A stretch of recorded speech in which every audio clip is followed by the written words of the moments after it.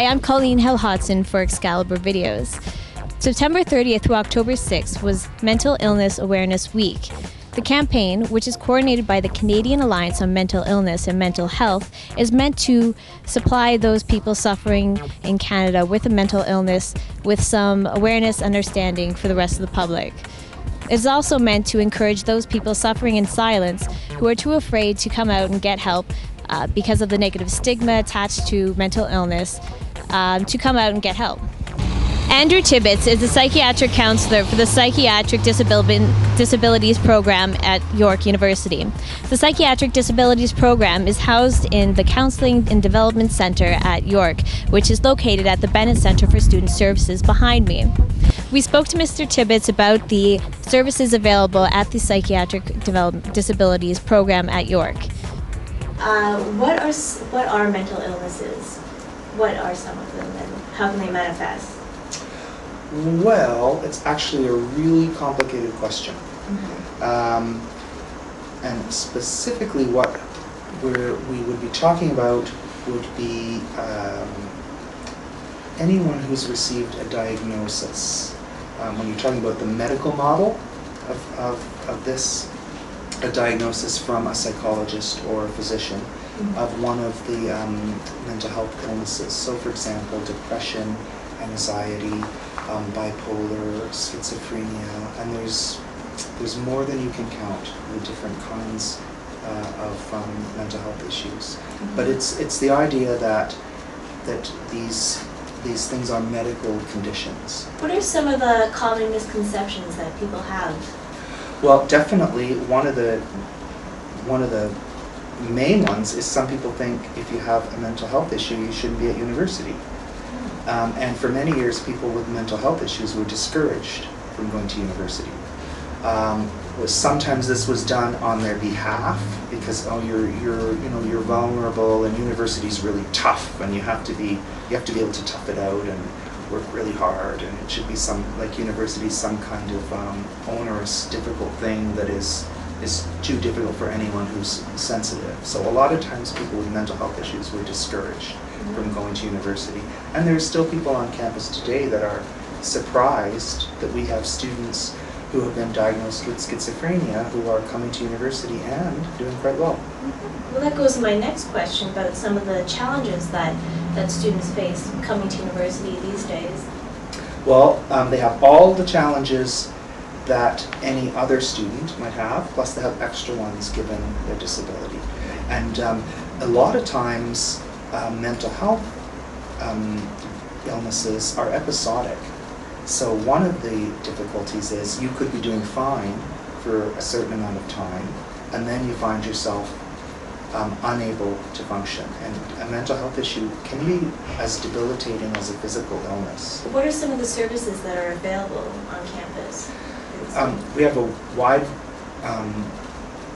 set of accommodations that we can offer, and it's actually part of the Human Rights Code that a student who has a psychiatric disability is entitled to accommodation.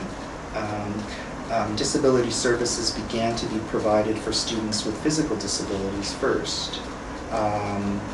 Then they also began to be provided for students with learning disabilities, and eventually people started to recognize mental health issues can be quite disabling. And that if we help people ameliorate the effects of the mental health issue, they can perform academically as well as anyone else. So let's do that. Let's provide them with accommodations. So there's all kinds. There's, as I say, we can negotiate with the professors around some alternatives, especially around if the illness is episodic, just changing up the time schedule for things. Right. There can be counseling. There's groups here to help strengthen skills. You can learn a lot of skills to manage anxiety, manage depression, and do better. So some of it is building up the student's capacity to handle university, and other things are accommodations, changing things for them. There's alternative exam accommodations which are available. There's bursaries which are available. What would you say to students who maybe have started developing, like you said, a deep depression, or have just come into that while in university and maybe they don't know what to do about it?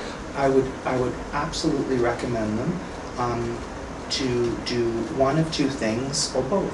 And one would be to come to us, the service providers, come and do an intake with us, psychiatric disability program, and PDP. And we're on the York website, just to do the search for disabilities or psychiatric disabilities, and you'll see all the kinds of services that we provide. Right. You'll do an intake meeting, and we'll take a look at which accommodations will suit you. So it's not a sort of one-size-fits-all program, it's really individual to the student. The other thing I recommend is that there's a student society of students who have mental health issues. Actually, they frame it quite differently. They call themselves the MAD Student Society, because they're reclaiming that word MAD, as something to be kind of excited about and celebrate in a way. You're different, and different isn't always bad. So I would recommend that they explore that option too and look at that, because that's coming at things much more from a social activism point of view, and sometimes standing up and taking some sort of fighting the oppression that you feel can be really, really beneficial for a person personally as well. All right, thank you very much for You're talking welcome. to us, Andrew. My pleasure. Great to meet you. The Counseling and Development website has many links for students who might have questions about whether or not they have a mental illness or if they need to look up some information. You can go onto their website at www.yorku.ca/CDC. If you want to learn more about Mental Illness Awareness Week, you can visit their website at www.miaw.ca.